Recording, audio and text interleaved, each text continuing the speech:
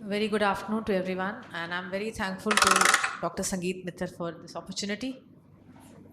Peripheral retinal degenerations, I like to prefer calling them akin to the lull before the storm because they give a warning to the catastrophe and the complications that can follow. So, just a slide on understanding what is the vitreous base. This is a 3 to 4 wide zone straddling the ora serrata. Vitreous is strongly attached at the base so that following a PVD, posterior hyaloid face remains intact. Pre-existing retinal holes within the vitreous base do not lead to an RD. Severe blunt trauma may cause tearing of the non-pigmented epithelium of the pars plana and of the retina. So this is the picture of the vitreous base as we've all seen in our textbooks. Going on to ora serrata, the retina becomes opalescent and often marked by small rows of cystoid cavities. Extensive cystoid changes do not represent pathology. The neural retina stops abruptly at the ora serrata and is continued by non-pigmented ciliary epithelium. Pars plana is more deeply pigmented, so a choroidal pattern is not seen. So this is the picture of the ora serrata. There are a lot of retinal degenerations. Some are not so ominous in the sense that they don't cause retinal detachment or have a very low risk. So since it's a very extensive list, I'll touch upon one or two and basically mention everything. Coming on to congenital hypertrophy of the retinal pigment epithelium, it's the common benign lesion. It is congenital and not a degenerative condition. They are flat, round, or oval lesions, well defined, dark gray or black in color. The outer retinal change and does not affect the vitreoretinal interface. So CHRP does not predispose to RD. So this is the picture of the CHRP, as you can see over here. And this is a table which tells us about the difference of congenital and acquired. Going on to paving stone or cobblestone degeneration, it occurs in 25% of the population. They're well-defined yellow-white patches between the equator and the ora serrata, and they do not also predispose to a break formation. So this is the paving stone degeneration that you can see, and this is the table between the atrophy and the retinal hole. Going on to microcystoid degeneration, they are tiny vesicles with indistinct boundaries and they always start adjacent to the ora serrata. Again, they do not give a risk to retinal detachment. And see, you can see these in the diagrammatic representation. This is a honeycomb reticular degeneration. Sometimes you see this. It's a fine network of perivascular pigmentation. It is caused by RP degeneration. The snowflake retino degeneration again are snowflake vitreoretinal degenerations, more common in the superior temporal quadrant, and there is fibrillar degeneration. You can see a picture of this. Going on to lattice degeneration, basically this is an area with absence of ILM. There is an overlying area of liquefied vitreous over the lattice. There is condensation and adherence of vitreous gel, and that is why it has to be looked upon with caution.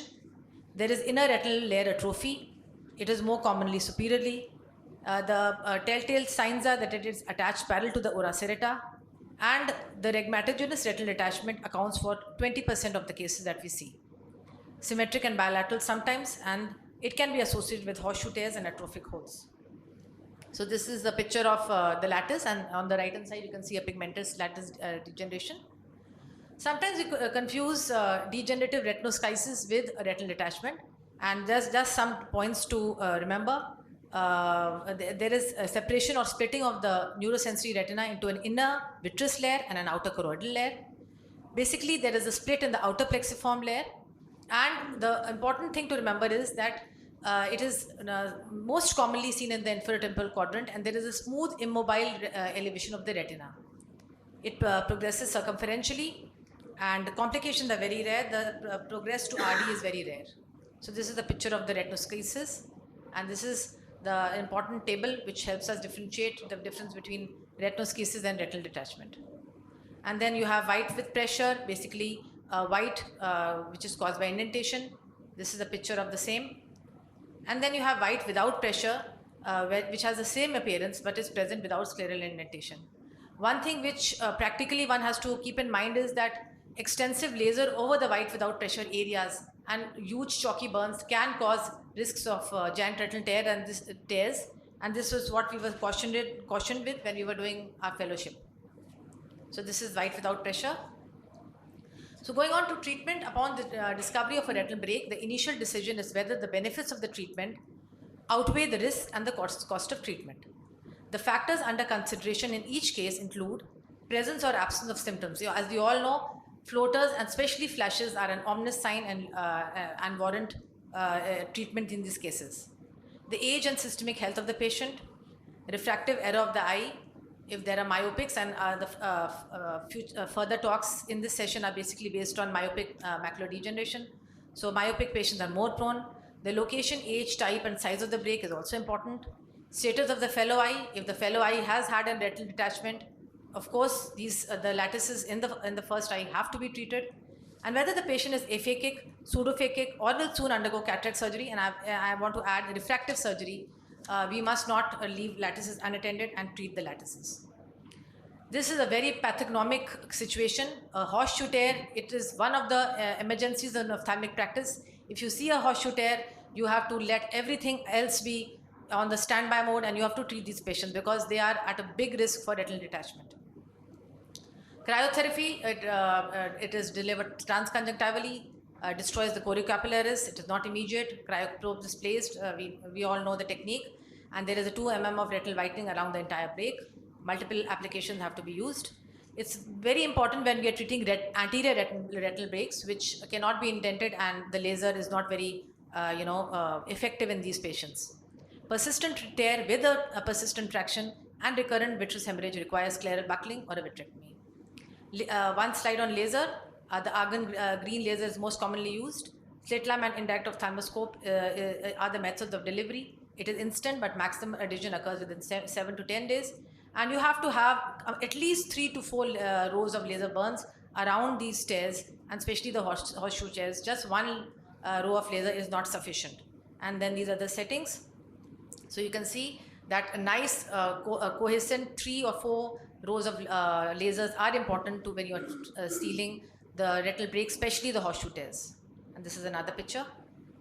So this is Nagarjuna. This is basically us, the retinal surgeons. The sphere is nothing but the laser delivery system that we have in our hand, and the lightning is akin to the lattices and the horseshoe tears, which have to be treated. Otherwise, you know what will follow. Thank you so much for your patient hearing.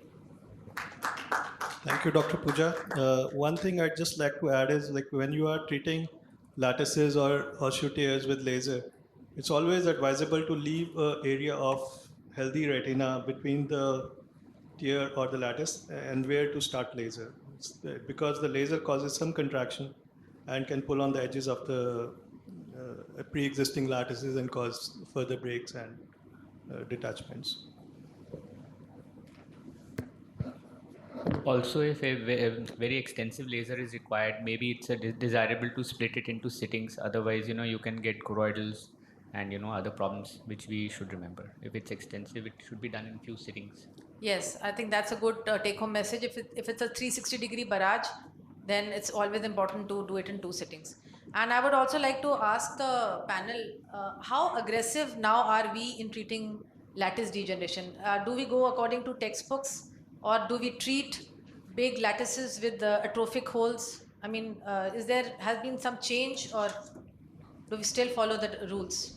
So there was a nice article in Survey of Ophthalmology where they have very beautifully described, because this is a dilemma in everybody's mind, that when to treat and when not to treat. So in that article, what they showed, that if you have the risk of retinal detachment in high myopia and in low myopia, that is from 1 to 3 and above 6 diopter, it remains more or less the same. So whether you treat or whether you don't treat the lattices, the risk of retinal detachment remains the same. But the highest risk is in the moderate myopia, that is between 3 to 6 diopters, and majority of the patients would fall in that group.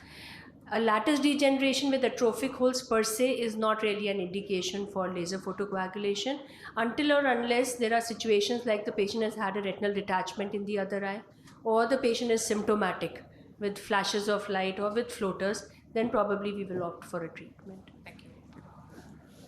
I just wanted to add on one to what Dr. Mittal has said about not treating it very close to the hole, is that invariably there's a little cuff of subretinal fluid around the break. So even if you try lasering in that area, you really might not get a laser reaction. Yes, So the laser you bond need will to not go a take up little in bit that further area. out. Thank you.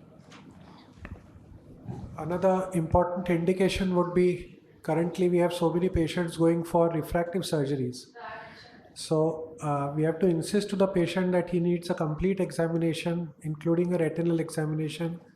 And of course, we do it before any other intraocular surgery. Thank you.